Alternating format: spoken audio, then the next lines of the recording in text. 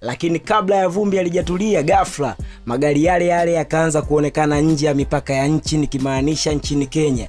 Ndipo simulizi ilibadilika. Swali la kwanza likazaliwa: je, haya magari yalichukuliwa kweli au yalihamishwa kimkakati kwa sababu ambazo bado hazijawekwa wazi? Swali la pili likawa zito zaidi: kama huu ulikuwa ni mpango wa kawaida wa biashara, kwa nini haukuelezwa mapema ili kuzima mawimbi ya tetesi? Na hapo ndipo kipande muhimu cha simulizi kikaingia. Chief Godlove mwenyewe alijitokeza kwa kauli iliyojaa kujiamini, kauli iliyosikika kama tangazo, lakini pia kama ujumbe kwa waliokuwa wanamcheka gizani, kwa maneno yaliyozunguka kwamba yeye hawezi kufilisika kamwe. Kauli hii haikuwa ya mtu aliyetikisika, haikuwa ya mtu aliyeomba huruma, ilikuwa ni kauli ya mtu anayejiona yupo hatua 10 mbele ya kelele za mitandao.